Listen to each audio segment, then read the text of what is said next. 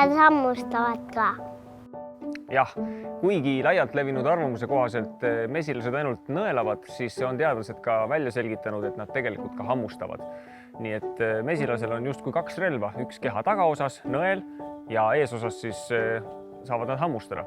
Mesilased hammustavad neid vaenlasi, kes on liiga väikesed, et nõelata. Erinevad parasiidid või vahakoid, kes on nende tarru tunginud. Ja muidugi ka hammustades kandub üle mürk, mis vaenlase halvab, nii et mesilased saavad ohutult sobimatu külalise tarust välja vedada.